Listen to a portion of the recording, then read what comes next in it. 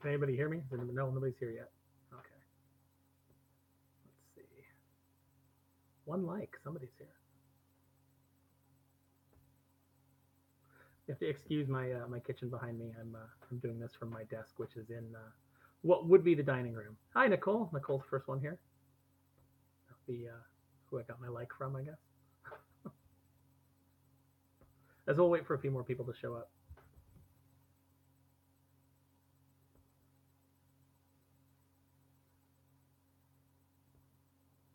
Hi, Luke. What did you guys think of the episode?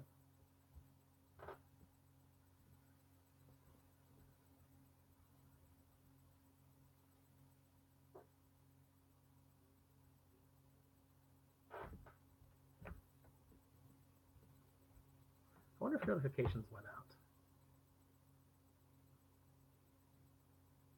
Yeah, Nicole said that the episode was amazing. It was amazing. I was lucky enough to see an unfinished version of it a few months back at Disney TV Animation, and all the jokes, all the voices were done and everything, and all the jokes are the same. But yeah, just really really well done. I was super impressed seeing the finished version, and for obvious reasons, this was an episode to be excited about. There's 3 people who've arrived now. Say hello, everybody. Luke says, "Yeah, what do you mean it's over? We need more. Once a week is not working for me. I need like a daily episode. I think we need to get to the point where, I mean, it'll kill everyone who works there. But what a small price to pay for just daily episodes of Ducktales. They don't need to go home. They don't need to see their families. Just make new Ducktales episodes."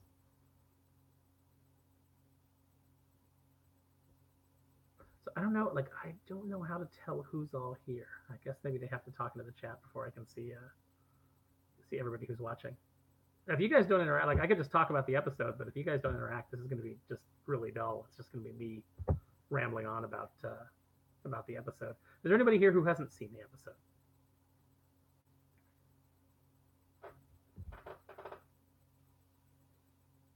Yeah, they need to talk to the chat for me to see it. Now, Plushy Beaks is here. Plushy Beaks says that they watched it. What did you think, Plushy Beaks? I actually loved it. I loved it from the opening all the way through to the end. It's probably my favorite episode so far. I mean, I'm a little biased, obviously, because it does feature the terror that flaps in the night. So that was pretty exciting for me. And the terror that flaps in the night, as voiced by Jim Cummings. And I don't know if you guys noticed, but we had Michael Bell in there as Quackerjack as well. And although it sounded a lot like Dan Castellaneta as Megavolt, I believe that that's actually Keith. Yeah, all the Darkwing stuff was really great. It was a nice little tease at the beginning. I already see. I knew from the moment that I saw it a few months ago. Uh, I knew that Frank was going to get hell on social media for people being like, "Well, it's not in the same year. It's a TV show." I knew he was going to get that, but you guys, they got plans inside of plans inside of plans, and like I said on Tad's Facebook today, then you crack open a plan and it's filled with creamy nougat and another plan. So don't.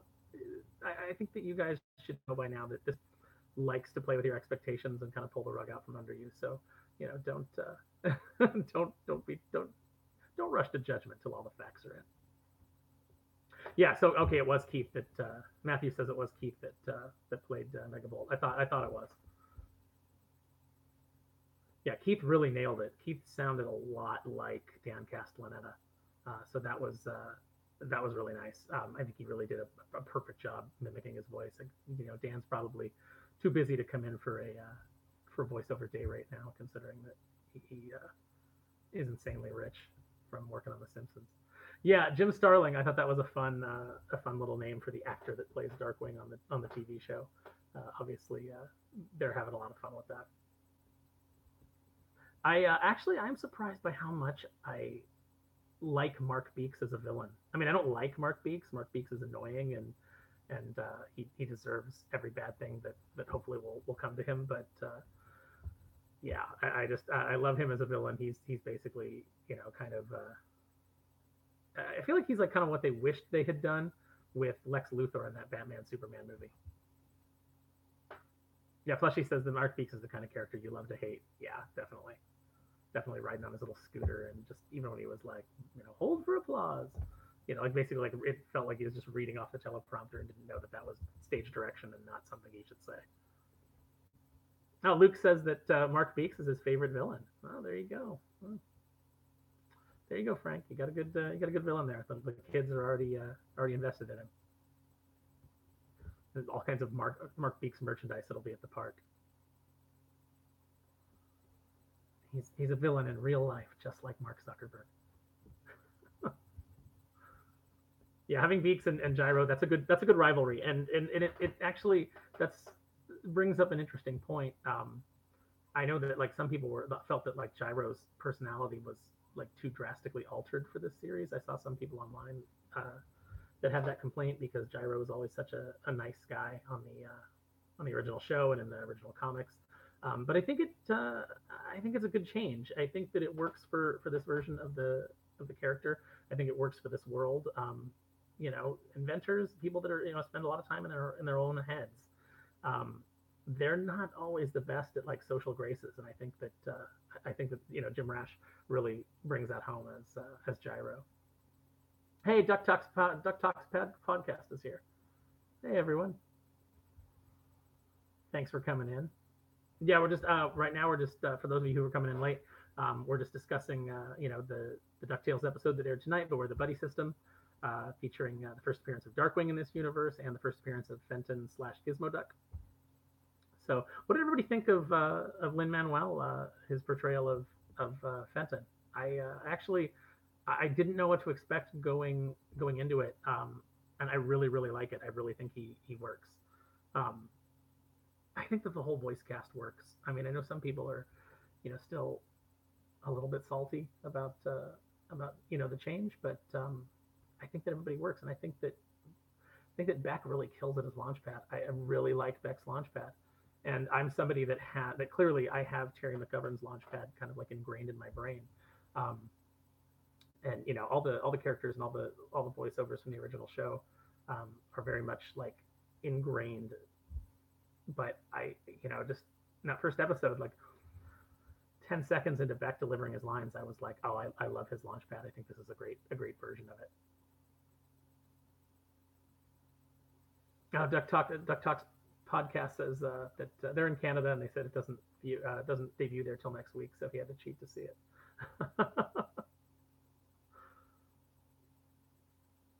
Nicole says she's also in favor of Grumpy Gyro, basically for the same reasons that I just said. Gyro could easily be her coworker. Yeah, I think we've all worked with this version of Gyro here, Luce. Somebody who's just generally snappish and unpleasant all the time. I like even at the end where he has to admit that Fenton did a good job. That it's still very much a backhanded compliment. I was supposed to have a co-host for this live stream, but you know, they had something better to do on Friday night than hang out with me and talk about Pantsless. So sorry guys, you're just stuck with me. Just yeah, Duck. Yeah, Beck. I'm a pilot. Yeah, no, I loved it. Like within the first, I think some of his first lines on that very first episode is when he's, you know, oh, rough day at the office.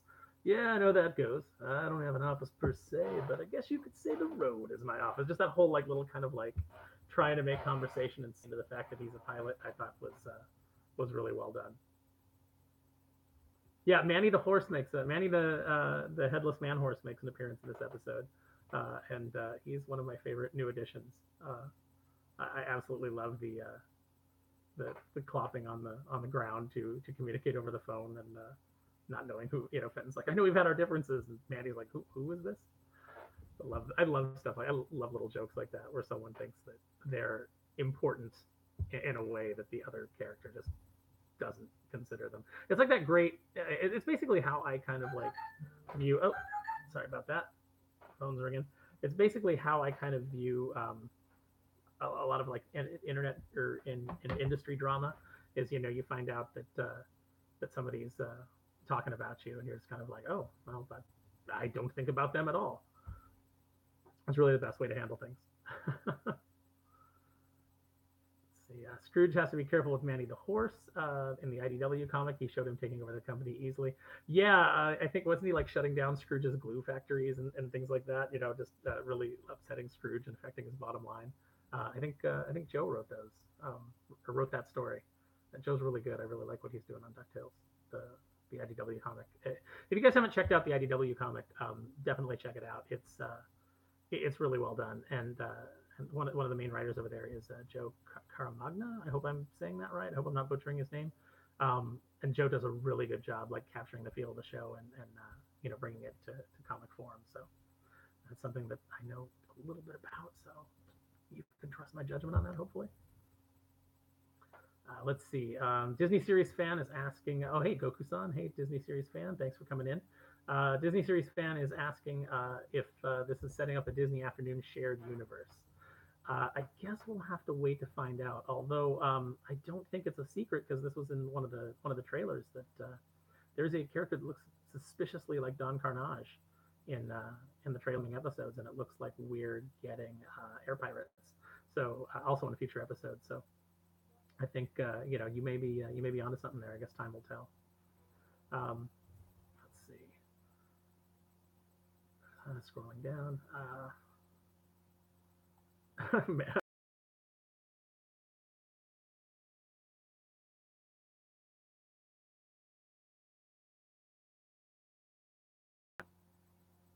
Yeah, see, there are other things that have been mentioned in within the bounds of the show are Spoonerville, which is where Goofy's from, and Goofy and Max from Goof Troop.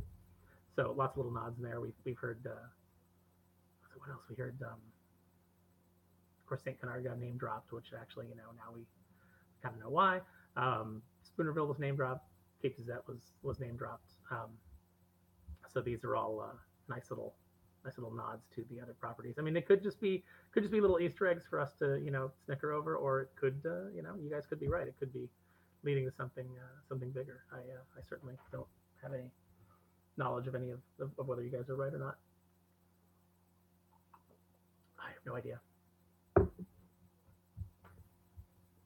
But I really yeah, I just really I'm digging the new show. I'm glad that it's finally back. I know that it was supposed to be back earlier, but it kind of got shuffled around because with the move to the Disney Channel. But I think that it'll get more eyes on it on the Disney Channel, which is not a bad thing at all. I want as many people to watch this show as possible because I want spinoffs. So you know, if Ducktales is successful, there's always a good chance we'll get spinoffs of other shows. So I know that there's a huge Tailspin contingent out there. Yeah, I don't know. I wonder how they measure that. If they can tell like that a lot of kids are watching it, or if it's just a lot of adults. It seems like, you know, 8 o'clock on a Friday night. It seems like there should be some kids watching it. And I'm sure that more episodes air, then they'll work it into maybe like a programming block for Saturday mornings. Oh yeah, Matthew says that Big Hero 6 is debuting next month. Yeah, I'm excited about that one. I actually James and I had actually considered pitching for the comic, but they had their people in place already by the time we found out about it. So, you know, not that we would have got it anyway, but you know, we would have tried. Let's see. Oh, they're showing it at 4 p.m. too on in certain markets, so that's good. See, kids are loving it. Yeah, everybody's everybody's digging the show. Like I think that, you know, I still see a few holdouts who are like, oh, I saw the animated style and I just don't like it because it's not what I'm used to. You know, there's still a few holdouts there, but you know, I think anybody who like really sits down and gives the show a chance and ends up really liking it, it's I mean, obviously I watched all the original shows. Obviously I have a great affection for them, but I don't know, I'm not one of those people that like is like, give me the thing that I already saw exactly the way that I saw it before. You know, give me another one just like that. I'm not that. I don't know. I don't have that same mentality, I guess, when it comes to this sort of stuff. But I guess people maybe expect that I do because our Darkwing series stayed within the loose continuity of the show. Like we didn't really reinvent anything. We didn't you know, we updated a little bit, but we didn't reinvent the wheel. Not that they would have let us, but um, but even if we were allowed to, even if they said like go, I guess maybe if they said go crazy with it, like give us something new, we would have tried to deliver that. But yeah, no, we when you're working on licensed properties, you have to stick pretty much to the status quo. But they let us get away with a lot of stuff that I thought was a lot of fun, and that they gave us a lot of leeway. So I mean, I have no complaints about that. Let's see. People are saying, yeah, on reboots, it's okay for things to be different. Shanika says it's okay for things to be different. Ducktales in particular, since it's a reboot of the comics anyway. Yeah, exactly. That's a really good point. You can really see the comic influence on this show, and especially in the opening, they do like the comic panels and things like that. It's a nice nod to the fact that Scrooge came from the world of comics created by Carl Barks. Um, really, I think drives home that point. And it's a mix of all of the media that we've had so far. We've got the Barks influence, we've got the comic stories. There's going to be some European comic influence in there. There's the original cartoon. It's all those things mixed together, so that you kind of get this nice smorgasbord of the best stuff. And that's the same thing that we tried to do with Darkwing. We didn't have as wide a history, obviously, to draw from, but there were Disney Adventures comics that we wanted to work in. Um, we wanted to make sure that everything that people loved, because people come from different entry points. And if you read those Disney Adventure magazines, that was your entry point to Darkwing. You may have really loved Fluffy as a villain, and he was a comics only villain. So we wanted to kind of like bring him to our continuity. Yeah. Did air quotes. I hate that. I just did it. I should be I should be dragged out into the street, beaten with sticks. Let's see. Plushy Beak says the comics themselves vary a lot depending on the writers and the country, so it feels natural for the show to be different. Yeah, I agree with that. The characters have a certain flexibility in their interpretations, definitely. Um, Duck Talks Duck Talks podcast is saying I'm sorry, but it's in quotes, so maybe I missed something. Oh, reboot. I'm sorry. Okay, I got it. Wait, is that what's happening here? Uh, yeah, I mean, I don't know. It's not really a reboot. I guess it is a reimagining, or it's just a new version. Um, it's a new version. It's a new universe. I don't know. Being a comic book geek, I have no problem like making those differentiations. Things are going to be from different universes. So you can have multiple timelines, and it's how I stay. It's how I view Star Wars. It's like I don't like.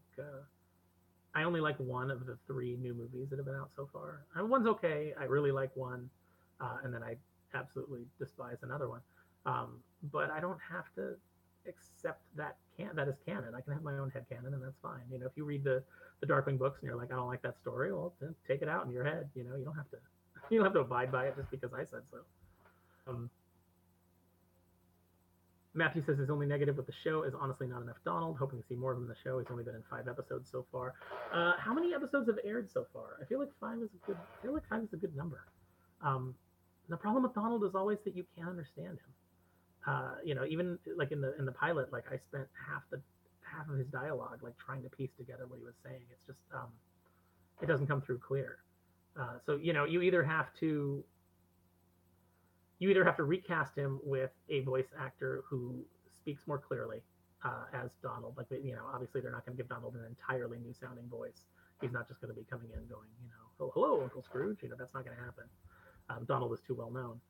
Um, so you either recast him with somebody who speaks more clearly in that Donald voice, or you just limit him so that you don't have kids every episode going like, what?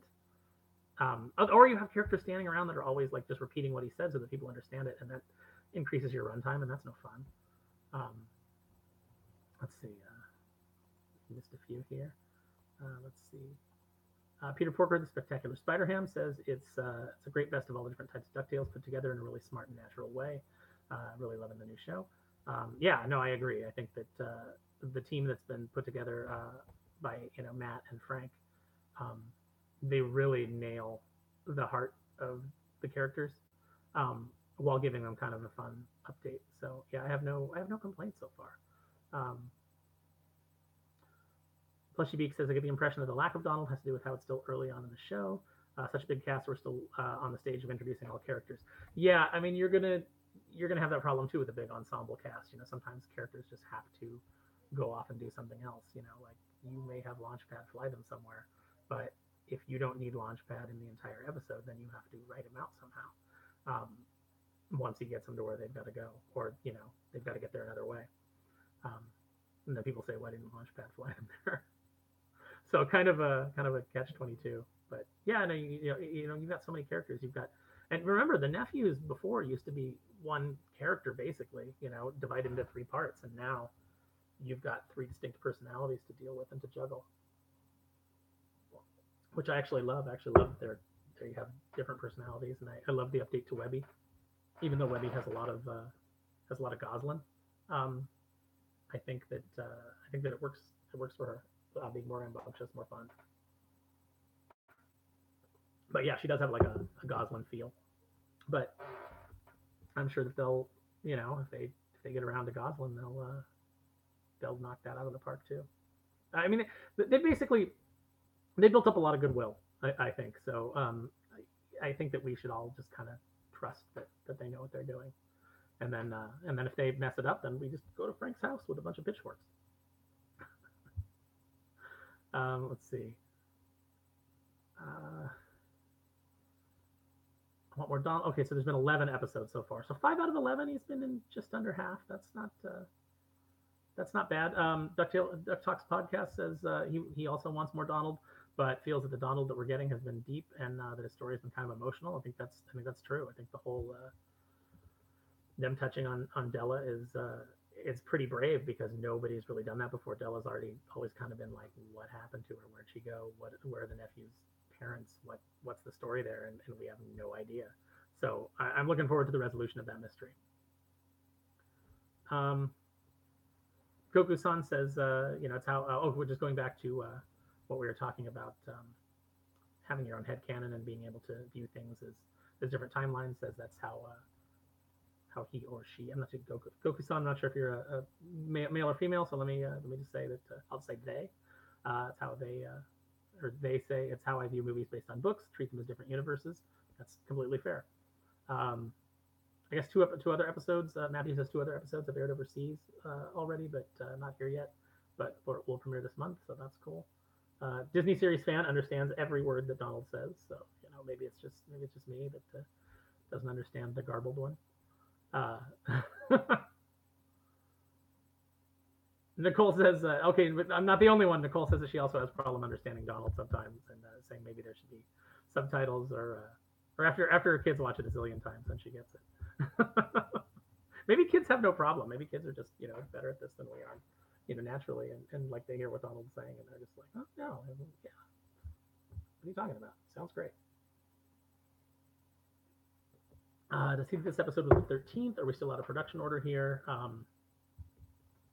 I don't know. That's a good question. I'm not sure. I think that some things, with the move to the Disney Channel, some things did get switched around, but as long as the episodes are kind of done in ones and aren't dependent upon the overall narrative thread that's running through the season, I think that's fine. I think you can do that.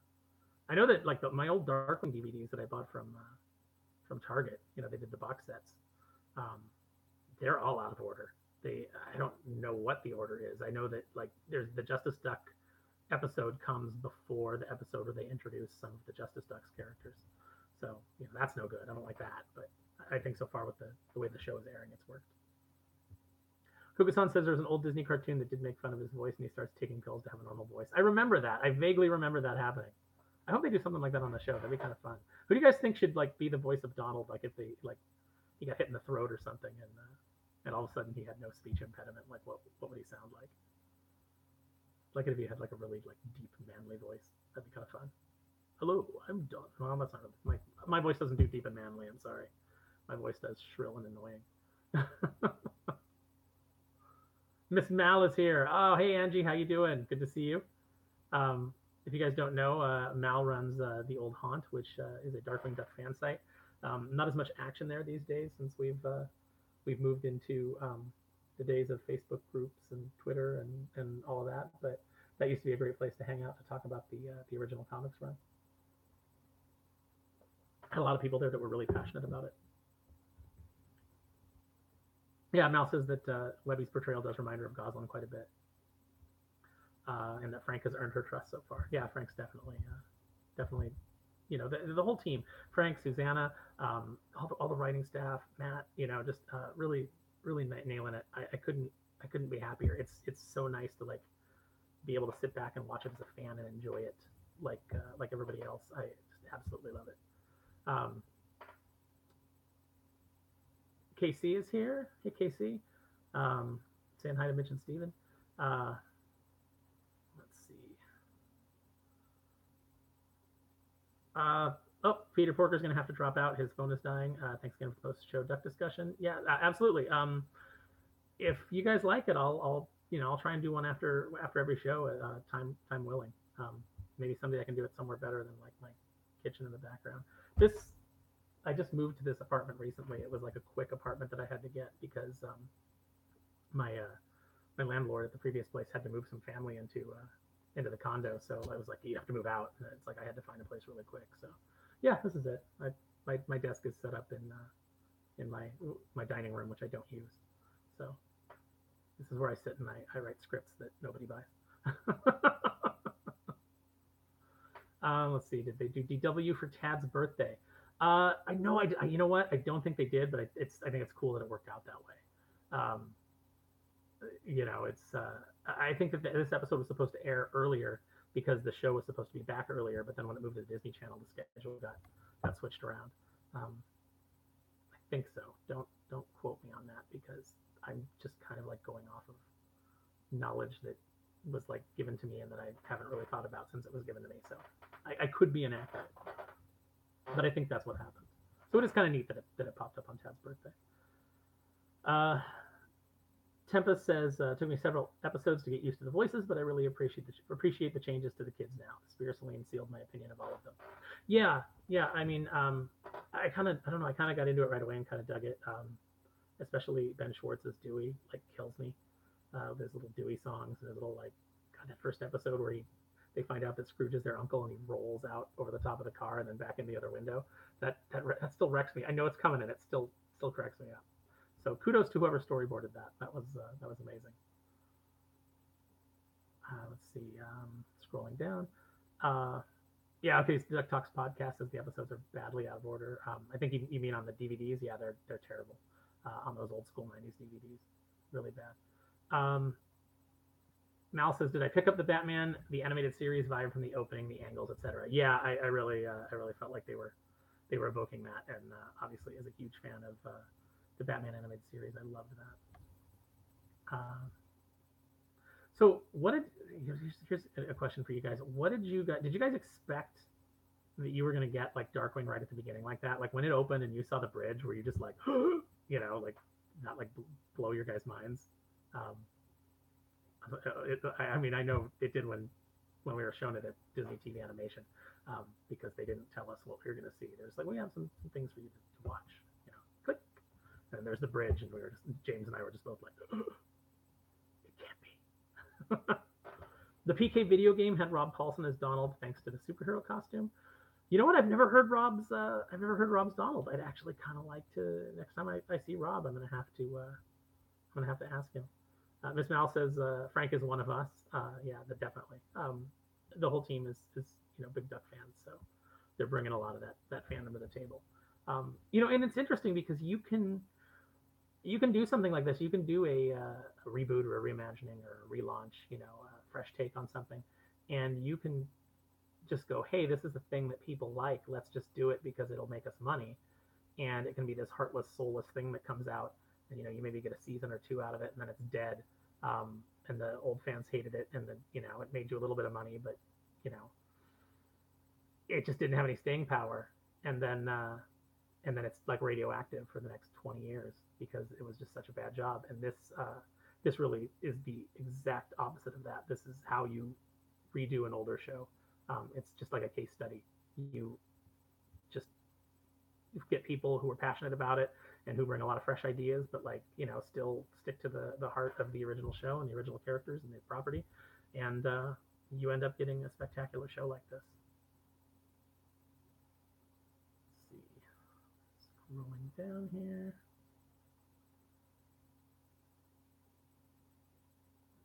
said, how many, Mal says, how many of you were floored by Keith Ferguson's voice work in that episode? I think I already did spoil that, Mal, before you got here, because I talked about the voice actors. So I don't mind just continuing to, because hopefully everybody who's in the chat has seen the episode. I hope that you came in knowing that we're probably going to get into spoiler territory, because we already have. But Keith Ferguson did the voice of Megavolt on the episode, and it is he's a dead ringer for Dan's Megavolt, so that's really awesome. Matthew says there's the mob with the flames again. Yeah, Frank threw me under the bus, threw me and Tad under the bus today on Twitter. If you guys didn't see it, he said that somebody said, like, wait, so are you saying that, like, Darkwing is a TV show in this universe and he doesn't exist in this Ducktales universe? And Frank said, well, he already exists in this universe. Frank like gave like a nice little, fun answer where he said he already exists more in this universe than Tad says he did in the original universe, and threw Tad under the bus. Now Tad's got to answer the angry Twitter mob, and I commented on that, and then Frank said, oh, and Bushroot wasn't in the episode because Aaron said we didn't need him. So yeah. Yeah, I'm gonna get in trouble for that. I didn't say that, but I'm gonna get in trouble for it. That was pretty great. Okay, yeah, Duck Talks podcast says that they thought we'd only get Easter eggs in this episode. Did not expect like a full-on Darkwing scene. Nicole said it was a big surprise. KC says wasn't expecting Darkwing to appear, and it was nice to see Jim Cummings reprise his role. It really was. I love, obviously I love Jim. Jim's a great guy. All of his voice work is amazing. But Darkwing will always be my favorite. Like I feel bad, Jim. You peaked in my eyes. No matter what you do from here, it's just, it's good, but Darkwing's still the best. You already hit the top of the mountain. I'm sorry, Jim. I love you. Says Plushy Geek says they did expect him to be on the episode, but thought that he would show up later on. Goku-san says that everybody that he was talking to thought that they were just going to get the Darkling bobblehead and nothing else. Tempest says, stopped breathing when I saw the bridge. Yeah, the opening with the bridge is just, amazing. Yeah, people thought they were going to get the 2-second bobblehead cameo. Putting him in the first scene felt like a bold move, says Plushy. Disney series fan says, I was in tears. I hope we get a Darkwing reboot like that opening. Yeah, that would be amazing. Man, a new Darkwing show. It's almost too much to hope for. God, that'd be incredible. Nicole liked how the bobblehead was tied in, a little great story thread. Yeah, I like how it came back too, like how like at the end of the episode he put it back on the dashboard and was like, now we're gonna be dangerous. But I also like his, we're gonna be as dangerous as being safety first will allow us, or whatever it was at the line. I'm butchering the line, but that was a good line. Shanika said, listening, I didn't even realize it wasn't the same voice. Okay, talking about Keith. Yeah. When I first heard it, I immediately turned to Frank and I said, Dan, Dan came in to do this? Like, just do this one line? And he smiled and he said, no, it's Keith. And I was just like blown away. Nicole missed the comment on Twitter about Bushroot. Yeah, that was fun. I enjoyed that. Shanika said that this was about what was expected, but was packed with way more than they were expecting. Only a minute long, but the essentials of D.W. were all there. Yeah, you know what? If I could change one thing, like if there's only one thing I would have liked to have seen, is I would have liked to have seen. It just seems weird that Liquidator had nothing to say, who was definitely the most verbose out of all of those three villains. And I'm sure Jack Angel would have gone in and loved to have done it. Does anybody know? Has anybody ever seen anything? Because I've never met Jack. He's one of the voice actors that I've never had the opportunity to meet from the original show. Does anybody know if they modulated his voice at all for Liquidator? Has anyone ever seen anything about that says whether or not they did any like modification to it to give it kind of that echoey quality that it had? I love the Liquidator's voice. I love that whole Pitchman thing. Said clever of them to have Jim Cummings' parody name for DW's actor being Jim Starling.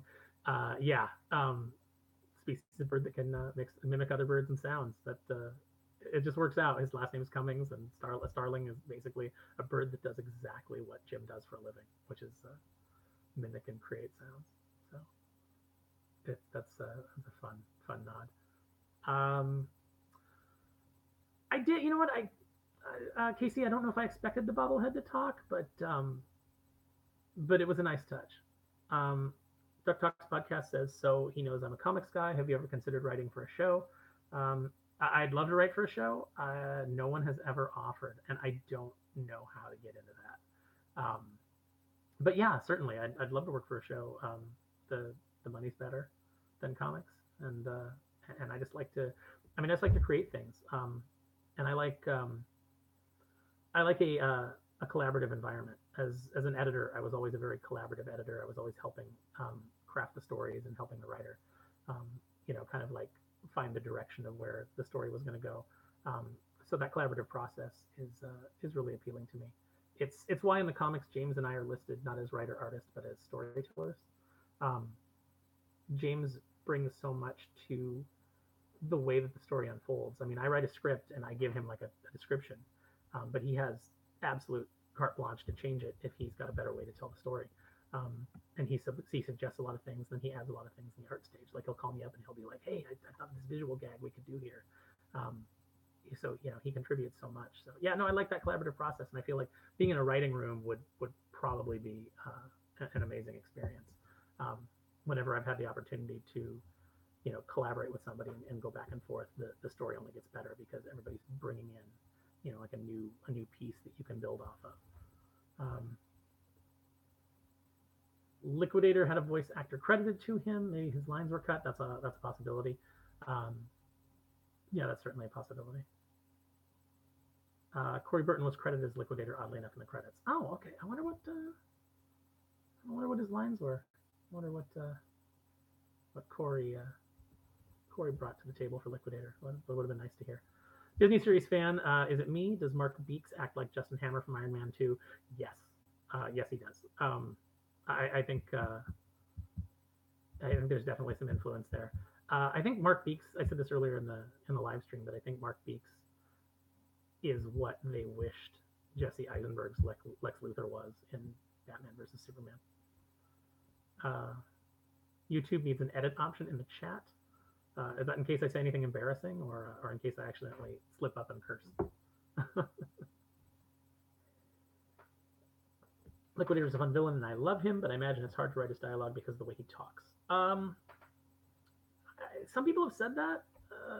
I've heard it suggested that he never got another solo episode after the first episode because the writers found him difficult to write for because he had to do like pitches and slogans all the time. Maybe it's just me living in a post like Billy Mays type world where we've seen a lot of people on television advertising things, but I find Liquidator's dialogue to be pretty easy and a heck of a lot of fun.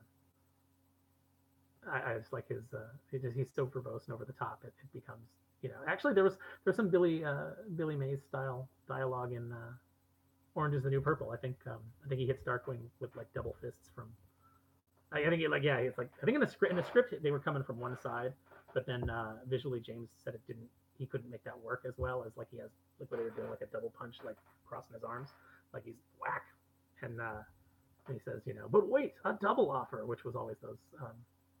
OxyClean, I think, always had the, but act now and get a double offer. Or was it the one with the clay? Like the clay that could hold 5 pounds, you could put up a shelf and throw 50 pounds of garbage on it and it wouldn't fall off or something. It might have been that commercial. Act now and get a double offer. Rakish Raven says, wait, Gizmo Duck was in this episode? It was longer than 1.5 minutes? Yeah, no, I guess maybe you just were like, oh, there's Darkwing, I'm there. All satisfied, don't need to see anymore. But yes, Gizmo Duck was in the rest of the episode. KC said, should the Darkwing bobblehead be sold in real life? I think that if Disney doesn't do that, somebody's getting fired because Disney is the king of merch, and that is obviously merch that we need. Duck Talks podcast says he thinks I should talk to Frank. Like, about a job. James Silvani has joined the chat. Everybody, he wants to know what I'm wearing. There's a video screen, James. So maybe. Mal says, "Who is this perv? Ban him." Yeah, the chat's gone to the dogs now. See, well, you mentioned him and he shows up. Yeah, you just speak of the devil and the devil appears. Okay, Shaunicus has to bail out. Shaunicus got to go write their own reviews of the episode, so that's cool. Look forward to that. Thanks for coming by. Ducks podcast says Liquidator made a sound, and I think that was it. No, maybe that's good for Corey if he came in for like a day raid and had to make one sound and then leave. That's he's winning the game. Oh, Matthews, it's 12:20 a.m. Yeah, you know what? I thought about that. I thought Eastern time I'm going to be killing people. It's 12:20 in the morning. It's got to head to bed. Thank you. Thanks for coming by, Matthew. And edit chat for the typos. Yeah, I don't care. I don't care about the typos. I'm an editor, but I'm not gonna correct you on chat. James Silvani says my sparrow sense was tingling. Yeah, James, I know that Allie was supposed to be here, but she said she had better things to do, so she couldn't make it. It's Friday night. She's got better things to do than hang out with me and talk about ducks. Tempest says if the bobblehead is made, I hope that Jim can record his lines for it. Yeah, I'm sure they've got plenty of recordings of Jim saying "Let's get dangerous" to put on there. But it'd be nice if they put a bunch of little sayings on there, 5 different sayings. Would probably be ideal. Casey says, who should voice Bushroot since Tino Ansana passed away last year? I don't know. That's a good question. I'm sure they'll hold auditions and find somebody who's really good at it. James Silvani says the brains didn't show up, so he'll have to settle for the eye candy. Thank you, James. I'm blushing. Tee hee. In the future, it'd be nice if James was on one of these with me. We could obviously when the channel's bigger and more people show up. James isn't going to come when I've got 30 subscribers, 40 subscribers. He's waiting for big numbers. You can't get Silvani on camera for just 40 people. Yeah. Other things about the episode that I thought were really well done was I really liked the sequence of the Fenton spinning around and the suit attaching to him. That felt. There's a lot of different shows that do things like that, but it felt a little Sailor Moon, which kind of made me laugh. KC wants to know what Claptrap thinks of the new show. I don't know. He spent the whole time I was watching it trying to attack my socks, so I don't think he cares. Am I up to 50 subs? Oh, nice! Wow, 50 subs, and I've only been doing this a couple days. That's pretty cool. I'm pretty thrilled. I can't wait till I can't wait to start doing more stuff, and maybe eventually the channel will bring in some money, and I can buy some equipment to actually make it professional instead of sitting in my kitchen and recording on my maybe I can have some actual equipment. Nicole says we were just the riffraff anyway. You know what though? I'm more at home with riffraff than I am with high society. Magical Girl Fenton, or Magical Girl Fenton, that was a fun bit. I actually I'm looking forward to I'm wondering if we're gonna get I think Frank already said on Twitter we're gonna be seeing Frank his Mama, so that'll be fun. I wonder how she's gonna be kind of reimagined or and then maybe Gandra D's in the future too. That'd be I think we're gonna get everything. I think we're gonna get everything that the original show had, just in different and interesting ways. Let's see. Oh, I messed up the chat.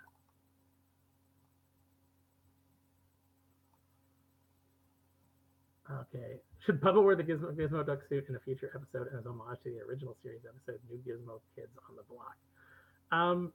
I don't know. Ducktales News just became Notification Squad. Should Bubba wear the Gizmo Duck suit? I don't think that they might. Maybe they don't want to repeat themselves, but they do like to do little homages and callbacks for fans, so that's certainly a possibility. It's definitely a temptation that we had to avoid in the comic book was putting everybody in the Gizmo Duck suit because, you can have a lot of fun with it, but after a while it just becomes okay, now we're just doing the same thing. We're putting another character in the Gizmo Duck suit. You know, it'd be funny to have Drake in a Gizmo Duck suit, but you know, we already put Goslin in there, so is it? I mean, are we just repeating ourselves? Fenton ought to have two mothers, clearly. I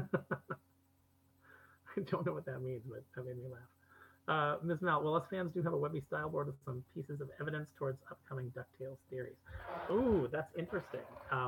I've never gone in. I've never studied Webby's board, so maybe I should. Maybe there's some stuff in there. You know, a mama and a mama. That's funny. I think yeah, it'll be fun to meet Fenton's mom. I don't think. I mean, I don't think they'll. I don't think she'll be like just the soap opera watching character that she was before. Maybe she will. I mean, maybe now she just watches. Um, what do they call the Mexican soap operas? Um, telenovelas. Is that what it is? See, if Allie was here, she could tell me, but she didn't show up. I'm gonna keep harping on that, by the way. Telenovelas. Yeah, that's it. Yeah, I just know that like every time I've seen it, it's just somebody walking to a room and then Maria, porque that's my experience with telenovelas. She's a YouTube addict. Yeah, that would work actually. That in today's world, she just watches YouTube videos. Not mine, obviously, but somebody's. Webby's board mentions Sky Pirates on Foul, so it's definitely worth a peek. Yeah. I hope we get Steelbeak. James Money says next week's episode is directed by Ryan Johnson. You know why I don't like Ryan Johnson? I'm going to tell you why I don't like Ryan Johnson. He has a big round head, and clearly I have a big egg-shaped head, so we are at odds. KC says wouldn't be surprised if Fenton's mama also watched syndicated daytime talk shows. Like Maury, is that still a thing? I don't know anything about daytime TV anymore, so I'm not sure what's on. I don't have regular TV anymore. I just stream everything. Mal says clearly we're all holding our breaths for the most important cameo of them all. Herb Muddlefoot, yes, Herb Muddlefoot. Oh, I can't wait. Wasn't Shush on a billboard in the opening sequence? Shush was on a billboard in the opening sequence of what would have been the Darkwing TV show. So I think that's interesting. Does Shush exist in the TV world? Does Shush exist in the DuckTales world proper, or does Shush exist in both? Maybe it was subliminal. Shush actually exists, but they're putting subliminal messaging in the Darkwing TV show. Like Landry Walker and I were accused of putting chemtrails in an issue of The Incredibles. That was a real accusation, by the way. We were kind of blown away by it. Luke caught. Okay, Nicole says that Luke caught the reference to Shush in the opening. Yeah, it was pretty great. Lin did an amazing. Lin-Manuel did an amazing job as Fenton. Yeah, I agree. I think that Lin was a really good choice. When Frank first told me, I chided him and I said, yeah, you're trying to get Hamilton tickets, but but no, Lin is definitely the right guy for the job. Grizzlecoff being the face of Shush, like Judy Hopps for Zootopia, cracked me up. Yeah, that was kind of cool. I like Grizzlecoff, but does that mean that Grizzlecoff is a TV character and not a in-universe character? It's going to be interesting to see how they pull it off, isn't it? Mel says, Aaron, who's my favorite of the new original characters in DuckTales so far? It's tough. I really, just as a fan, or like who would I like to write? I guess I'll answer it both ways. I would really like to write a Gabby McStaberson story. I thought she was an interesting character, and I think that she could be a lot of fun. Probably my favorite of the new original characters that I'm enjoying so far is I was saying earlier that I really like Mark Beeks as kind of the over the top villain that they wish Lex Luthor was in Batman versus Superman, but they didn't quite get there. Do I think KC says, do you think there are any Fox, NBC, CBS, CW, and ABC stations in Duckburg and St. Bernard? Probably ABC because it's owned by Disney. So yeah, best new villain was Mark Beeks as well. Yeah, he's definitely gotten the most play. So I think there's major plans for him. I think he'll be fun to watch. I also like it because I think that Facebook is evil. Even though I'm on Facebook, it's kind of a necessary evil to promote yourself and to stay in touch with people. But I don't like it. So yeah, Mark Beeks is a villain. Tempest says Gabby Hack and Slash should come back for a future episode. Yeah, I think so. I think if you don't see Gabby Hack and Slash in a future episode, I think you'll definitely see them in the IDW comic. I bet you Joe uses them over there. That would be a fun story. What if we ever get a story about not Roxanne? Yeah, that character looks so much like Roxanne, it throws me every single time she appears in the background. Maybe it's Roxanne's mother.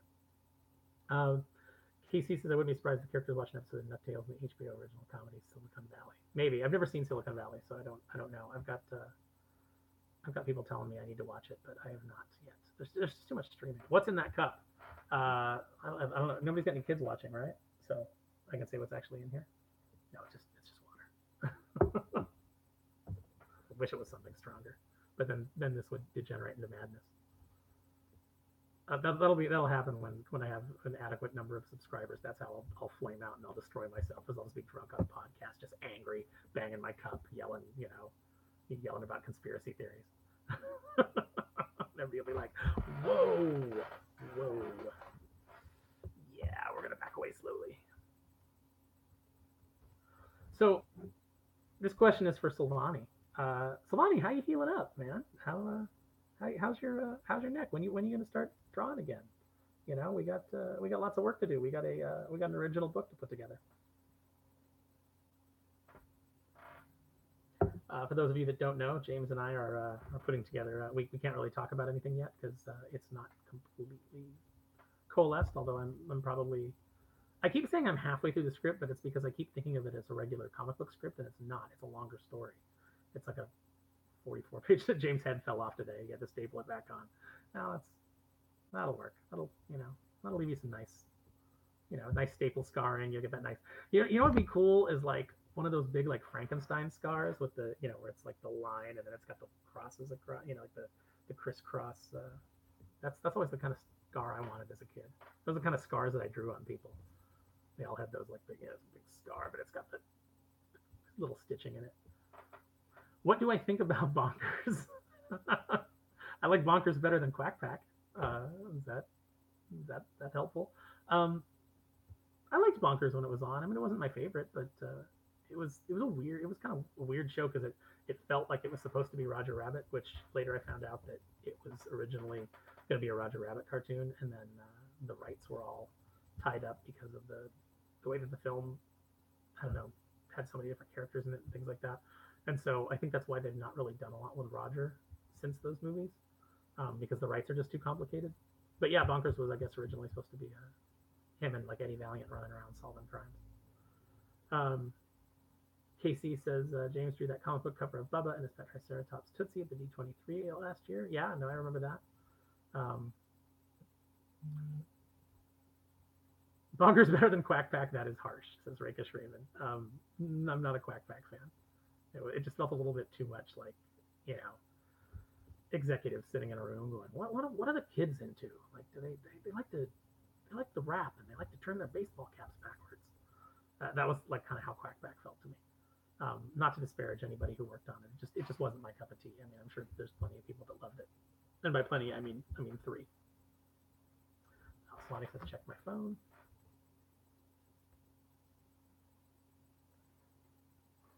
Oh man. Wow. Okay, yeah, James just sent me a picture of his neck scar. For some reason, I did not think that they went in the front. I thought that it was like on the back of your neck for some reason when you were talking about the surgery. Maybe they did both. Did they just go on both sides and like stick, sewing needles on either side, just move things around until they were like, you're probably fixed. That is a nasty scar. Yeah, you're gonna have a nice Frankenstein style scar there across. It's across his throat, so it looks like somebody tried to give him a Colombian necktie, which I won't describe what that is because I think Nicole's kids are watching. Is anyone a Quack Pack fan, really? Yeah, probably not. Casey says Surpriseville Farmer still remembers Surpriseville Farmer remembers Quack Pack. Oh, come on, Bill's he's got his mind's sharp as a diamond. He's gonna remember that. James says, I feel like a Pez dispenser. Are you saying there's candy in your neck? Because, yeah. Oh, Nicole's kids are asleep. Okay, so a Colombian necktie is when someone slits your throat and then they pull your tongue out through the hole, thus making it look like you've got a little tiny necktie. Nicole just taught her students about that type of surgery. Mal says, "Oh no, Aaron, what did I do? Is it the Colombian necktie thing? Like I just traumatized some children." Hey, Lisette figured out how to use this just when we were here talking about medical stuff. Lisette has joined the chat. If you guys don't follow Lisette, you should. She draws some amazing Disney afternoon art. Very talented artist. Does some great stuff and has some great stuff upcoming that I think you're going to want to put on your walls. So I can't say more than that. But the anterior cervical fusion, not the Colombian necktie. Okay, good, Nicole. I was like wondering what. Maybe your students were getting unruly and you had to like lay the smack down.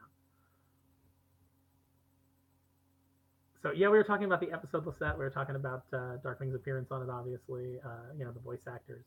What everybody thought, how everybody's enjoying the new show. James has got to go. Good show. Talk to me tomorrow. It's an amateurish show, James. It's just me sitting in front of a camera rambling. But yeah, thank you. Bye, James. Everybody, bye, James. James has to go continue. Much like the co-host I was supposed to have. James has to go weave the rich and varied tapestry that is his life on a Friday night while I live stream. Everybody's wishing James that James gets well soon. Yeah, he's healing up nicely. He's healing up nicely. But now you can come to shows and you can make him show you his neck scar and it's pretty gruesome. It's really gruesome. But see, he made a mistake. He announced to everybody online that he was having surgery. He should have just played it off and say that he was into the mob for 50 large and something like that. What do I think the Ducktales Happy Meal toys will be like? I don't know, but I'll get them. I mean, I'm already getting the mystery minis, and I have to actually mail some mystery minis out to some people, or some comic books that I traded for mystery minis. I've mailed half of what I need to mail out, but the other half has got to go.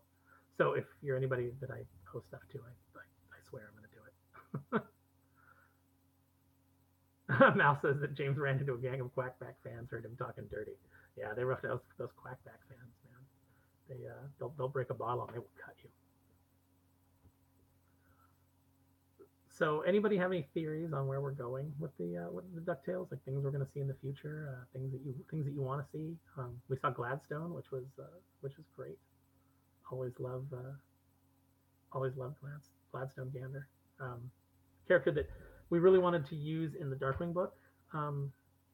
If issue 9 would have come out, there was a reference to him. He doesn't make an appearance, but issue 9 had a reference to him that was our little nod to how badly we wanted to do a Gladstone story. It feels like I don't know. This is maybe it's me and maybe this is weird, but it feels like whenever by crossing Darkwing over with Scrooge in the comics, it felt like we legitimized Darkwing in a way that he kind of maybe wasn't before. Appearing with Carl Bartow's creation like gave him a credibility, just like having him on a DuckTales episode gives him a credibility that it's like, yeah, he is a major Disney character. He's not a side character.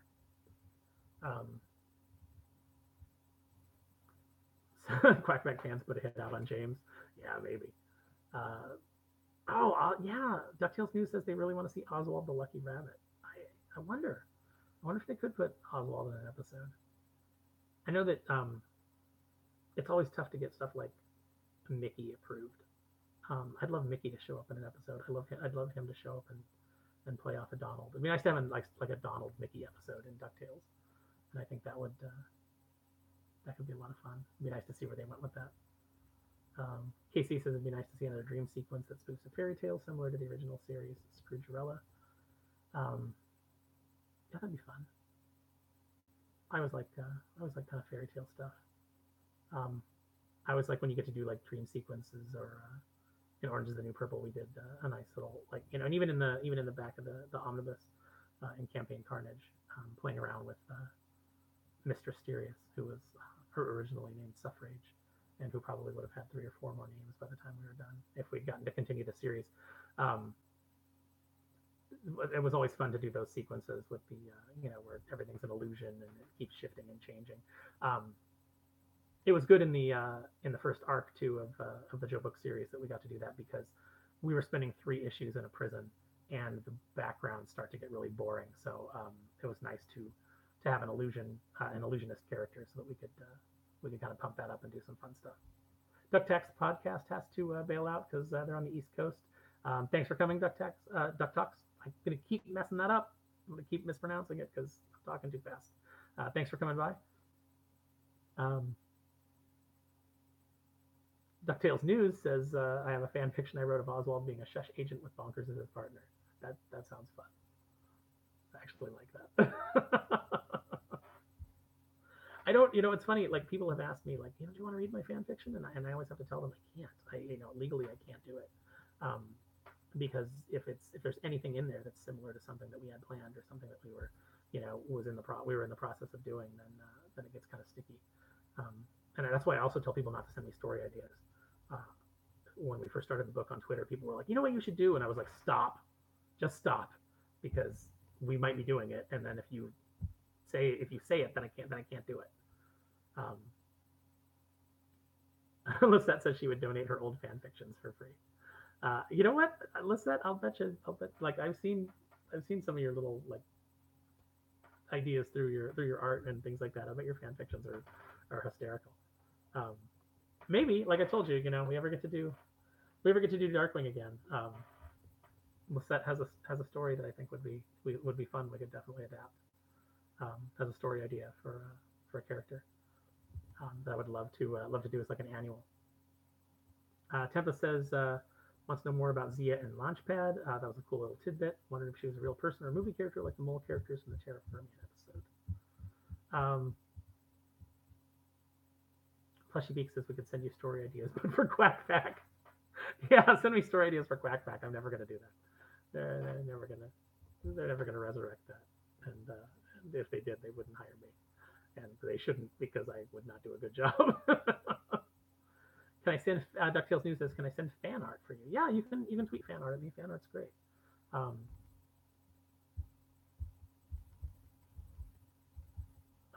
KC says, what's your favorite line from the original Darkwing Duck series? Mine is, the show's over Megavolt and the credits are all mine. You know what? I do have a favorite line. Come to think of it, I do, because I was like, what line do I quote all the time? I always quote Dwayne's line that regular taters you can reason with, but Russets is just plain mean. Love Dwayne. I'm so glad we got to use him in the series. Scrappy Doo joins the pack. Plushy says Scrappy Doo joins the Quack Pack gang and raps with them. That'd be amazing. That'd be the most 90 things ever. If you could bring in that, what was that little alien on Jetsons that hung from the ceiling, and then there was like the guy in the helmet on Flintstones, the Great Gazoo or something like that. Just all the characters when like shows started to jump the shark. Bring Cousin Oliver from Brady Bunch in there. Yeah, the Great Gazoo. Yeah, okay, Mal got it. Orbity, yes. That's Orbity's the name of the little guy on the suction cup feet. I actually like the design for Orbity. I liked Orbity way more than I liked the Great Gazoo. Great Gazoo looked like he was wearing like I don't know, he was like wearing a weird military helmet. He was like all green, I think, and he just kind of reminded me of like a little weird like army man, and he didn't make any sense to me. But Orbity was actually like cute and had little spring legs. This is fun.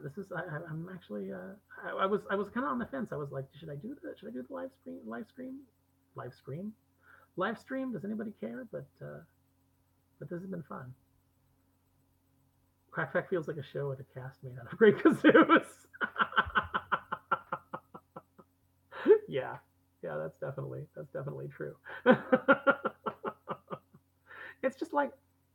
It's like Poochie, on The Simpsons, where it was like just a bunch of executives sitting around going, what would be cool? What are the kids like? Oh, he'll ride a skateboard and he'll have a backwards cap and he'll have a catchphrase, and it felt manufactured. Fun fact, when I was working for a company, they were trying to get the Peanuts license, and they had a bunch of like it's Charlie Brown, but he's got a backwards cap and he rides a skateboard. They did the Poochie thing. Like there was concept art that they had done that they were pitching that was like him looking like Poochie. But thankfully that never. I mean, they got the license, but thankfully, the Schultz people did not allow that to happen.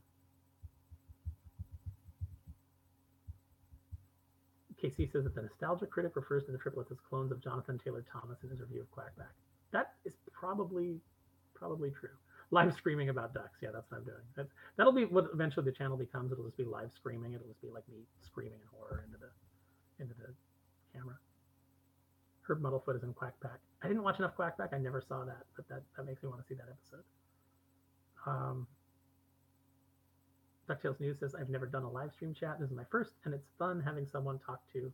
I kind of am like Webby. I appreciate The Simpsons for making the Poochie episode to easily illustrate the problem with this kind of stuff. Yeah. Actually, that's kind of how, one of the things that upset me in The Last Jedi, and there were many, but one of the things that upset me was like, they had like kind of the perfect opportunity to write Carrie Fisher out since she passed away after before the film came out and before they make the next one, obviously. I thought that she should have been put in kind of like the Admiral Holdo position where she sacrificed herself. I mean, it would have been, you wouldn't have got that like Luke Leia moment together, but I mean, now she's just got to kind of like die in between movies, and that feels like, and then Poochie died on the way back to his home planet. It just kind of, it's not satisfying. It's just kind of sad, and it just, I mean, I don't know. I'm not seeing the next movie anyway, so I'm not going to see episode 9. I decided that I was done with it after that, but after The Last Jedi. But yeah, just kind of, it feels sad, and it feels like I don't want to remember these characters as old and broken and sad, and that's kind of what kind of what the new movies have made me feel like. I mean, I'm sure like in 20 years, the generation that's watching them now will absolutely, that'll be their Star Wars, but it's not mine anymore, and that's okay. Things can move on and become for new audiences. And not everything has to be for me. I'm out of the demographic where everything's supposed to be for me anyway. I think it's like, 18 to 30 or 35-year-old men is the demographic that everything's like shot towards. And I think Homer says that on a Simpsons episode too. Like, I'm an 18 to 40-year-old man. Everything is for me. Lisette says, I never saw. See, Lisette never saw Quackback. That blows my mind because if I would have had to pick somebody out of this chat that I would have had to guess has seen every single Disney Afternoon thing, I would have said Lisette. But Lisette remembers that Eddie Money sang the song. Yeah, good old Eddie Money.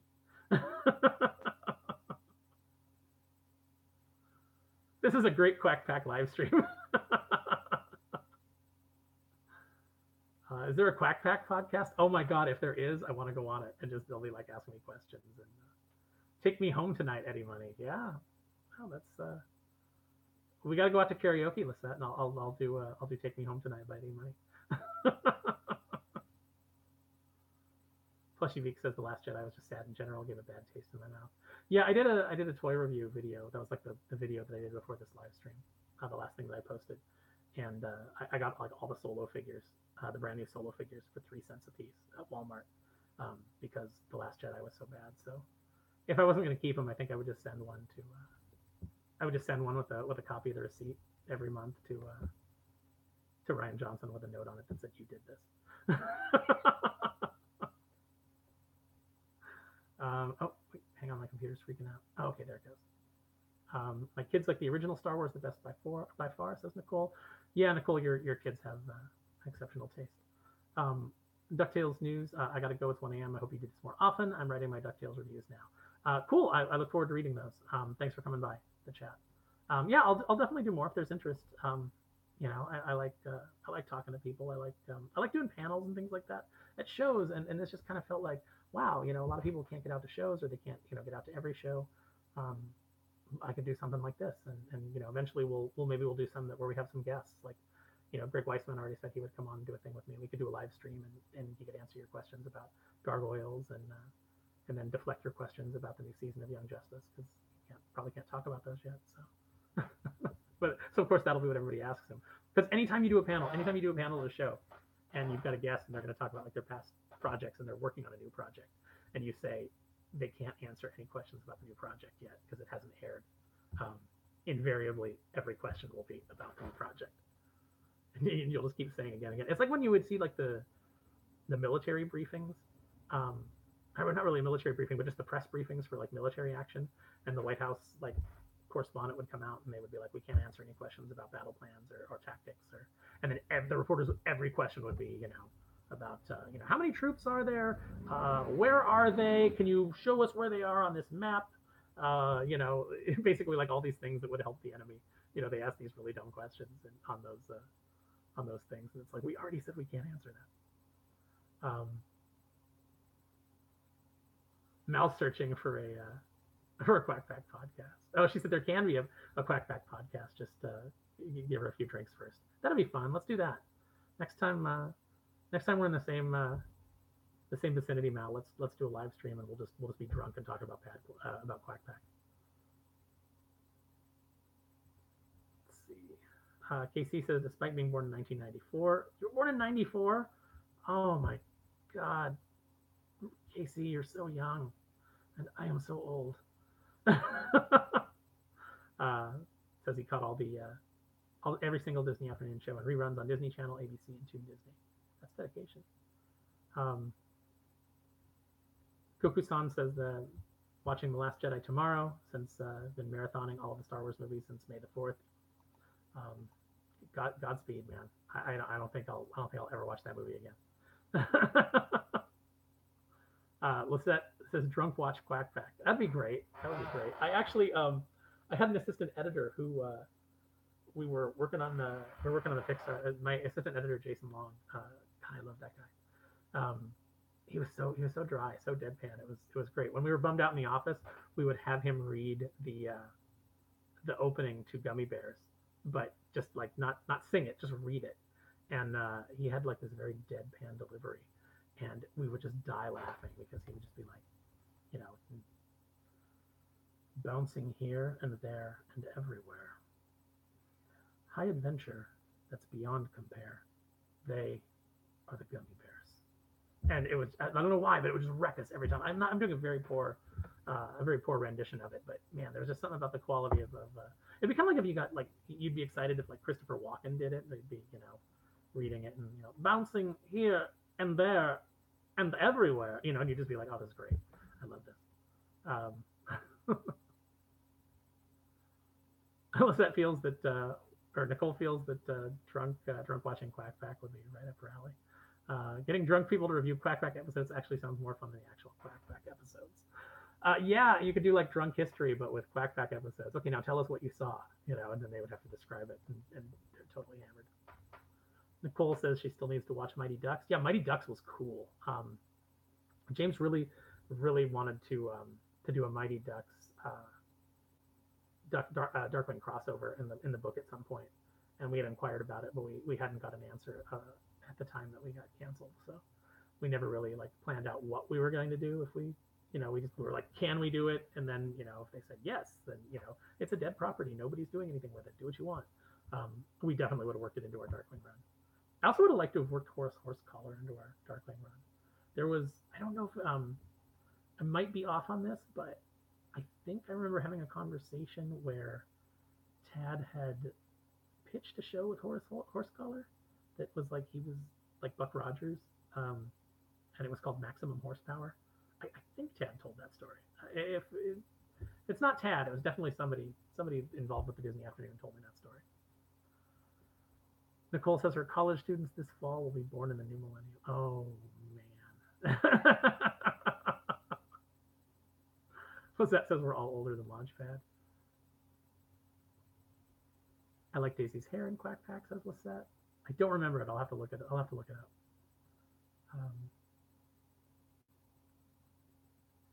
Anything Chris Walken reads is amazing. Yeah, or Jay Moore pretending to be Chris Walken. Yeah, anything Christopher Walken does is amazing. He told an amazing story on a radio show once that I'm not gonna retell here because it involves some things that I'd rather not say. But it was one of those, someone asked him what's the weirdest thing he's ever done, and he basically was like, I don't know what the weirdest thing I've ever done is, but I did something really weird this morning. And then he told the story, and you were just like, what? It's such a weird story. Mal says, you and James got to come to a Canadian Comic-Con someday. I just got to entice the cons to invite you, maybe strap them down, force them to listen to Steel Beak's laugh on a loop. Yeah. God, I love Rob Steelbeak. It's so good. We would, we'd love to do a Canadian Comic-Con. We just never get invited to them. I know there's like some really good ones up there too, but they just, we're comic book nobodies. We're not going to get the love of, like say that some sex pot like Chip Zdarsky gets.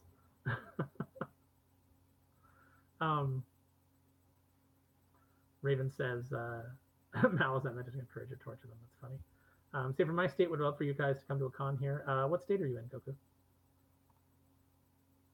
Andrew says, sorry to be tardy to the party. That's okay, Andrew. We already talked about everything, and now I'm just like sobbing. Lisette says Steelbeak is my favorite DW villain. Steelbeak is probably my favorite Darkwing villain to write dialogue for. I like every villain. I like all the villains for different reasons, and people ask me who's my favorite, and once upon a time I would have said that. At various times I would have chosen different ones, but now I just have to say that it's whoever I'm writing at the time, because you kind of like really get into them and find out what like makes them tick, and I'm such a stickler for, when you read their dialogue, I want you to hear the voice actors, performing it. So everything is like refined until it's like kind of like down to the bare bones of what their performance would be. But yeah, Steelbeak is. I had so much fun writing his dialogue for the Ducktales arc, and getting to play him off of Darkwing. I've said this before. I don't know if everybody here knows it, but the whole idea of putting Steelbeak and Darkwing together in that arc came from me finding a drawing that Sabrina Alberghetti had done on the internet when I was looking for Steelbeak reference. And I found this great picture that she did. It's like they're in front of like this big metal wall with the Fowl logo on it, and Steelbeak's holding Darkwing by the neck, and he's got like a Tommy gun shoved in his face, and Darkwing looks really put out, and Steelbeak looks, Steelbeak's smiling, his happy smile. And when I saw that picture, it like really like clicked in my head. I said, you know what? Steelbeak is everything that Darkwing wishes he was, just on the wrong side of the law. He's smooth. He's a snappy dresser. He gets the girls. He's respected. Steelbeak just has all these things that Darkwing wishes that he had, just on the opposite side. So it was like, oh man, why don't we team them up? And then the idea for the overall plot of the arc was like, okay, well now that we're teaming them up, we have to have some reason that Steelbeak, some believable reason that Steelbeak would turn his back on Fowl, at least believable up until the reveal that he's a double agent or triple agent, or how many various spins he had done by that point. But we were looking around the office, and Boom published a book called Cthulhu Tales, and I was joking about the fact that we'd fought so hard to get Darkwing made and been told no by the powers that be, and then finally they let us do it. And Disney was always behind it, but the publisher itself wasn't. When we did it, and the numbers came back, and it was like the best-selling Disney book that we had done that thus far, and like I was like vindicated in pushing it. But I was joking around, and I said, we're gonna redo every book that we do as a duck book, and I was like going through, and like we had these banners on the wall with the different books that we published, and one of them was Cthulhu Tales, and I said, we're gonna do Ducktulu Tales, and then it was like, wait a minute, why don't we do a Ducktulu as a villain?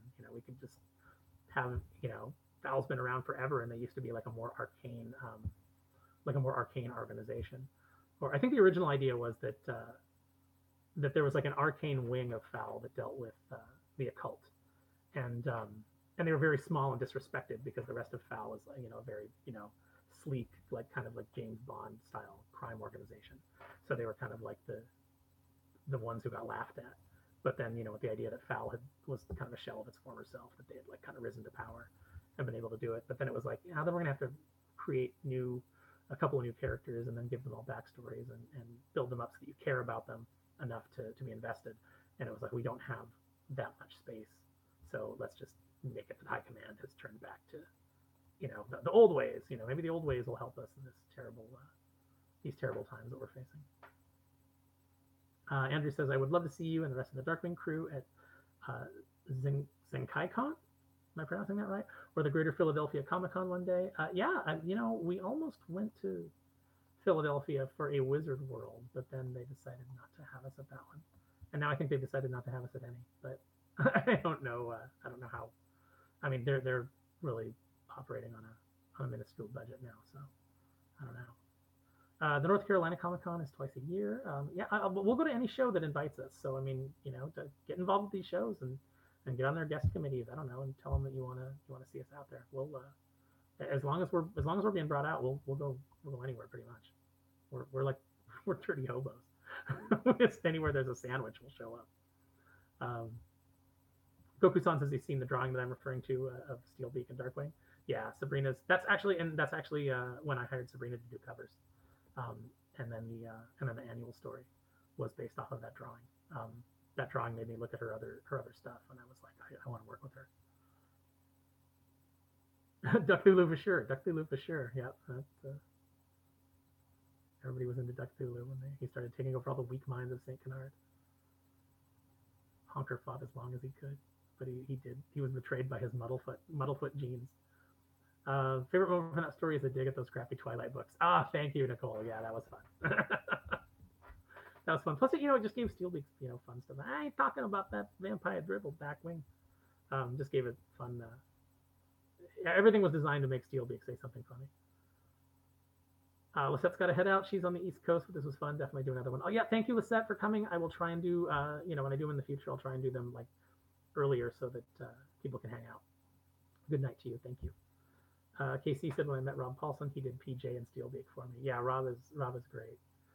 Chad said that the Steelbeak voice was just a voice that Rob would use in the office when he was joking around with people. Like when he was kind of like, busting their chops, he would do like the Steelbeak voice and then do the laugh. And they created Steelbeak specifically for Rob. They were like, we got a character for you. Everybody's saying goodnight to Lisette. Yeah, if you don't already follow Lisette, look her up on Twitter, Lisette Carrera, and look at the beautiful artwork that she does. Andrew liked when Steelbeak pointed out all of Darkwing's alliteration shtick. Yeah. Now, the other thing that was fun was in the Crisis on Infinite Darkwing arcs was having that moment where Negaduck actually uses alliteration, just to kind of like remind you that he is an alternate version of Darkwing as well. And it kind of gave us the motivation for him in that arc is that he resents the fact that he's essentially an infinite Darkwing when he should be completely unique to himself. There was actually discussion of whether or not there was an infinite number of Negaducks too, and I was like, no, he's a Darkwing, and that's why he's so resentful. Although there should be at least one other Negaduck, besides the Negatron Negaduck. There should be one other universe that has a Negaduck, and I think that's Bowling Ball Darkwing's universe. Then the question is he a Nega Bowling Ball or is he a pin like the rest of the villains would be? Raven says, comic query, would you have ever brought back Quiverwing Duck? Asking for a friend. Yes, actually we had plans in the new series to bring back Quiverwing at some point. I'm not going to say how, but yeah, he was a major part of a story that we were going to do.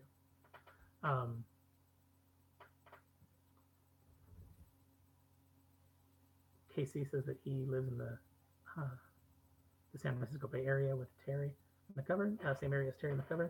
Yeah, I actually had a phone conversation with Terry, I want to say a year and a half ago.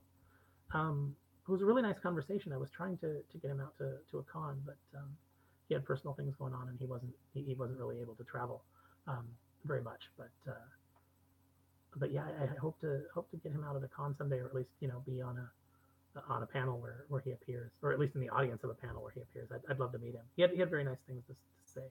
It was a very pleasant conversation. He's a really good guy.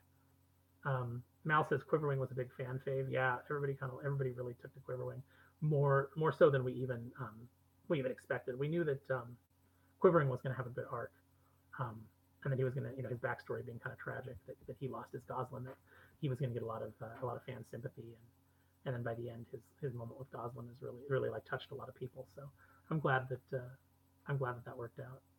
It was also fun to do, essentially a Green Arrow Darkwing.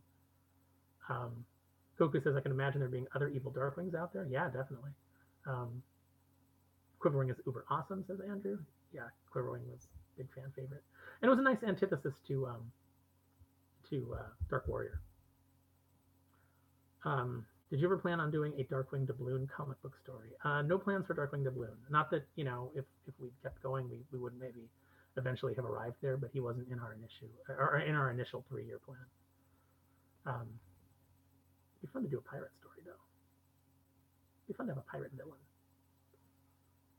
Mal says that Quiverwing and Dark Warrior were like different sides of the same coin, dealing with loss in very different ways. Yeah, that was the whole idea behind Quiverwing, is take that same tragedy that the Dark Warrior felt, and then it was even pumped up more because Dark Warrior's tragedy was just that Goslin disappeared. Quiverwing's was that he actually saw Goslin die, and that was really dark. I mean, that moment was really dark. I did not think we were going to get to do that. I thought it's really important for this character to kind of like have a resonance with the, like, to make fans like kind of like feel attached to him so that they care about what happens to him. But it was dark, and when we did the finale to the omnibus, and we did the extra pages with Suffrage, my initial draft was dark. You have the moment where she's taunting Darkwing and she's saying, like, are you afraid of the ones that you'll leave behind? And it's, Goslin like clutching Darkwing's hat and like Launchpad consoling her, and they're both obviously very sad. Originally, they were at Darkwing's funeral in that sequence, and we pulled it back because both our assistant editor Janice and our editor Jesse Post were very traumatized. So we eliminated like the coffin and like all there's that really like kind of like dark imagery. But I think that Darkwing, in a way, it like kind of lends itself to that. It's very slapsticky and it's very fun, but it's such a great varied universe that you can have more serious themes and have them work. Mal says, I theorize that Quiverwing's loss is more tragic but comes with closure, but Dark Warrior doesn't know what happened to Gauze. She just vanished, and that drove him into that darker obsession. Yeah, that's a very good point. That's a very good analysis of his motivation.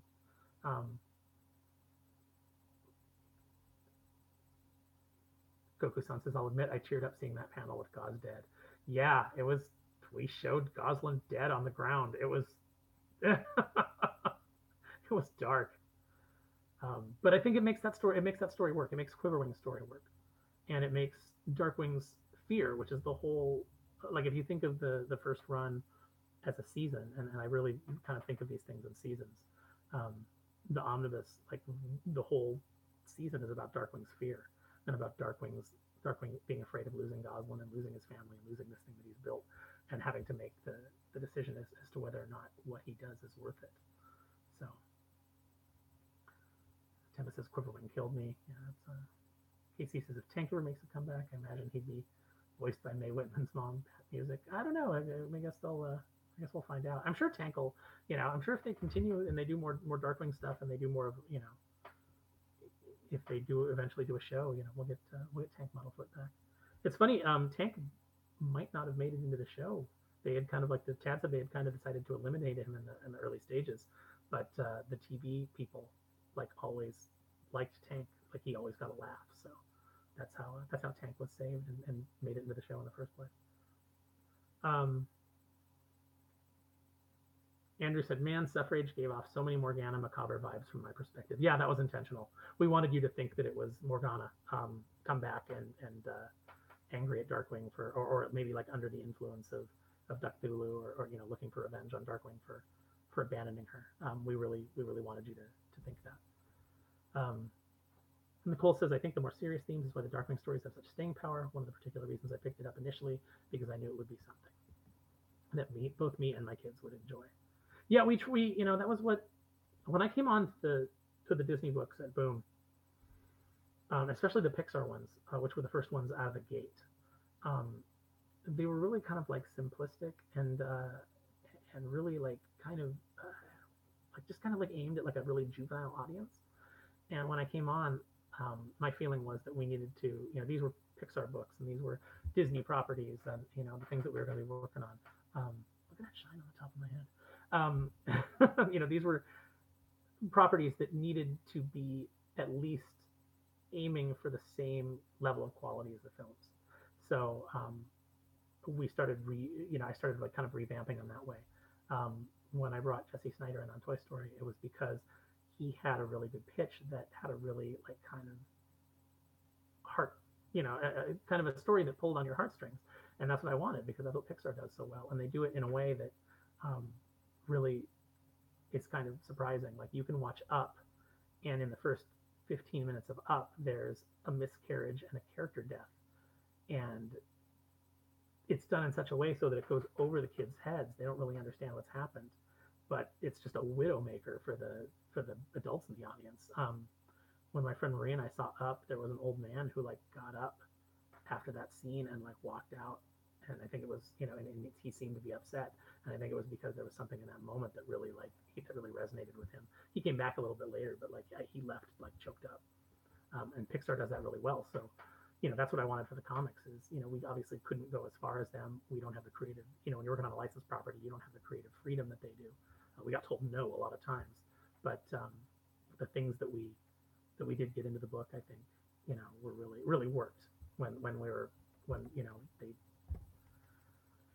the way that we wanted them to go. I think that they really came together. So yeah, that Incredibles run not finishing is still like one of my big regrets in comics is that nobody ever got to read the end of that, and Landry and I had picked it out and like plotted it out so meticulously.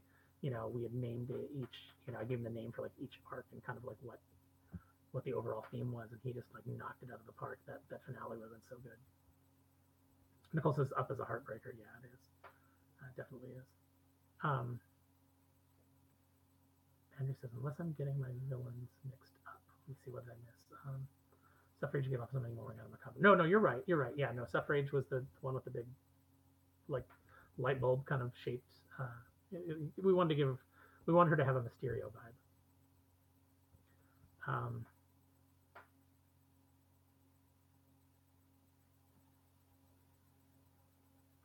Mal says you changed your name though.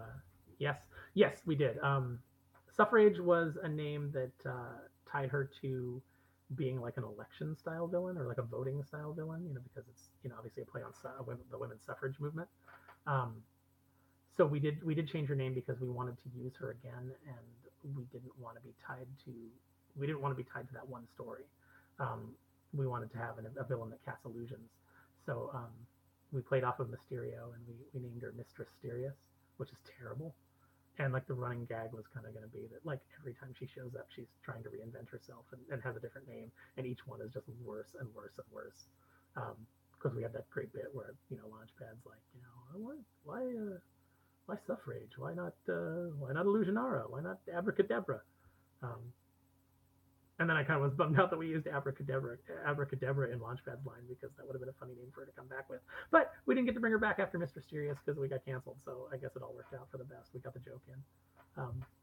Frank said never hold back your jokes because you never know when you're going to get the rug pulled out from under you. So just get everything out as quickly as you can. Andrew says, has a Justice Ducks miniseries ever crossed my mind? For some reason, I can see how a Strange Duck could work in such a universe. Yeah, actually, the problem is that there's never a publisher that's bold enough, brave enough, or is willing to risk the money on the ideas that we have. We originally, when we pitched the Darkwing series to Joe Books, we wanted to like do the first year of Darkwing, and then when the first year's worth of stories kind of culminated, we wanted to do a spin-off Justice Ducks miniseries. But never really panned out. There was a lot of stuff. We had a lot of stuff planned that would have like taken the stories in new directions and introduced it. We hadn't even gotten to introduce like the majority of our new characters. We finally got to show Muck Duck. We eventually would have done an origin story with him where we showed where he came from and told his backstory. We got to introduce Juggernaut, who at the last minute we had to rename Nightmare or Natmare because legal thought that Marvel would have a problem with it, and then we were like, but you own Marvel, and Juggernaut is a word. It's not a word that Marvel owns. It's not a word that Stanley created. It's an actual word. Um, and we could have gone back and we could have pushed for it, but then the book would have been late, and who knows how long it would have taken. So we had to make that compromise. But whenever you see Natmare, just think of him as the Juggernaut, and think of the lines in that book as being because originally the title wasn't A Midsummer Gnat Spree. That was just something I came up with at the last minute when we had to change it. Originally, the title was his word balloon on the splash page where you first see him, and he says, "Nobody stomps the Juggernaut," which is a play on the old "Nobody Stops the Juggernaut" from Spider-Man and X-Men and all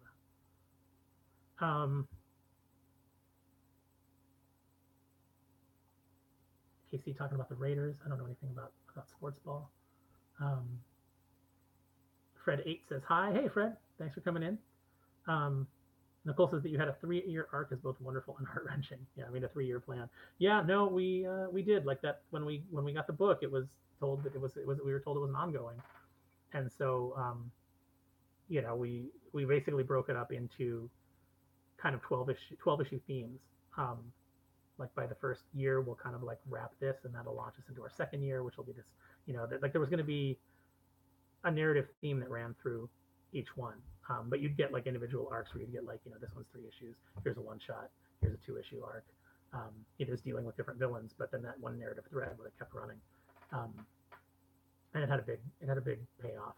I hope I hope somebody lets us do it, because I would love to get these stories out of my head and onto the page and have you guys all read them. Because it just kills me how much planning that James and I put in. When they gave us the new series and they said it's an ongoing, I actually went out to Maui, and James and I spent, I think I was there a week, maybe a week and a half. We spent that time like plotting out everything that we wanted to do, and then it changed a little bit as we got into the book itself. Like we moved some things around. Like the Quackerjack story that we never got to, which would have started in issue 9, was originally going to be like in like 5 or 6. But we ran into a scheduling problem, and we had to do I had to have the script super fast, and so that's when we decided that we would do a retelling of Fluffy's origin, because most of the story was already there, and I just had to build kind of a narrative around it. So that's why that one was moved up so quickly. And then of course we had Frequencia that was going to come back. Or if you don't know, Frequencia is a villain that appeared in one of those books that you got with a cassette tape, where the voice actors would read the dialogue and then you'd follow along in the book, called Highway Robbery. And she was a character that was created by Jim Magon, who wrote that. But the design for her was just, I feel like they just needed to get something through approval really quick. So the design for her, they just took Megavolt's body, took the battery pack and the chest harness off, and then gave her a female duck head, and then stuck Bushroot's hair on top of her and colored it blue.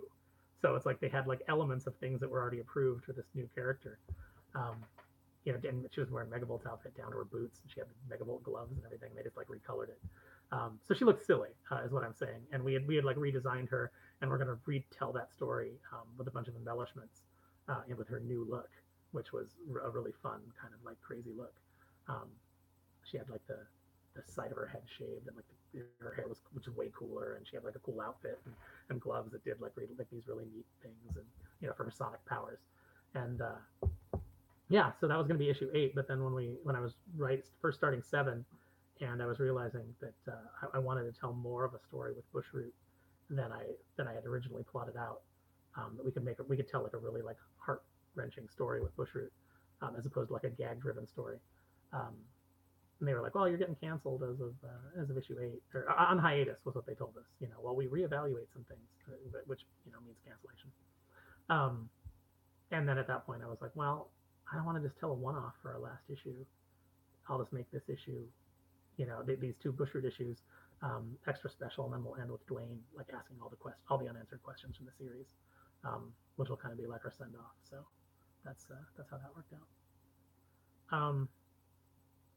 Mal says, "I noticed they were less permissive of other licensed pun and even other Disney franchises like Frozen." Yeah, the rules had changed at Disney for publishing in between the Boom series and the Joe Book series. So, the rules change. They go through different permutations and things like that. And and then they come back around again to to being more lax. It just depends on who's in charge and what the company directives are at the time. And they were moving away from parody and from doing a lot of like self-referential things. So they let us get away with probably as much as they could let us get away with under those new rules. But yeah, we couldn't do like all of the Easter eggs and all of the crazy stuff that we did in the Boom series and that James really became known for was just like working in all kinds of Disney references. We had to like be really careful with that. So I had to I even had to cut like Darkwing telling Isis Vanderchill, let it go, because they were like it's too on the nose. So and then when Camille Chameleon turns into an octopus, she was much more visually. She looked like Ursula much more in the original draft, and they were like, scale it back. So we did, but yeah, it was it's just when you play in somebody else's sandbox, you gotta follow the rules. Fred 8 said, I'm wasting data plan to watch, but I don't care. Oh, thank you. I appreciate you wasting your data on me just rambling. Yeah, Beck Bennett.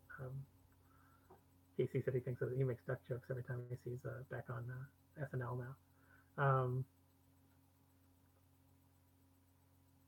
Mal says I spied what I'm guessing was Frequenza in one of the issues. I don't. And then she said, "Yeah, let it go was my favorite line." Yeah, actually, Mal read read some of the scripts before they were complete. I would run things past her a lot of the times. Mal helped out on the omnibus as well. And when we were restoring our scripts, but we were also since we had the opportunity to change all the dialogue back to what we originally intended. We also wrote like a bunch of new gags and things like that we kind of like came to after the fact. So Mal was really helpful in going through those and just I like to have people read my scripts, and I like to have them give me feedback because like I said, I like the collaborative process, and I like the way that that give and take. Wow, we've been doing this for almost 2 hours.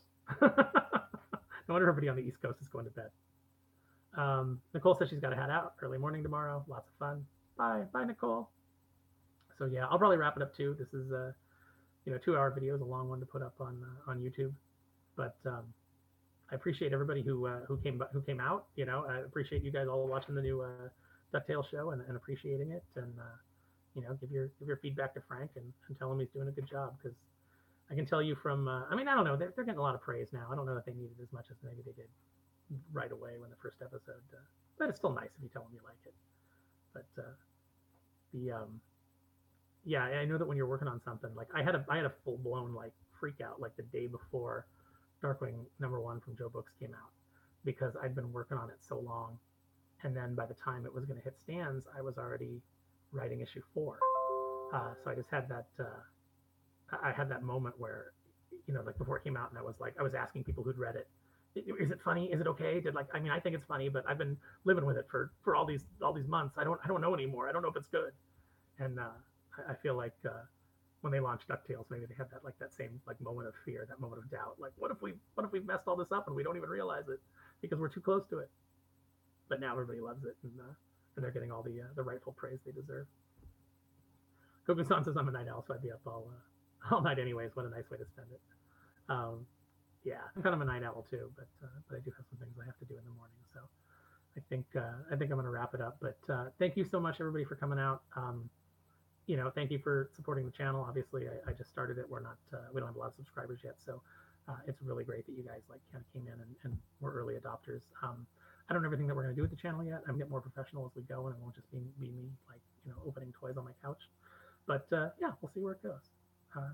So anyway, everybody have a good night. I'll do more live streams. Like, subscribe, tell your friends, all that fun stuff, and I'll see you guys soon. All right, thanks.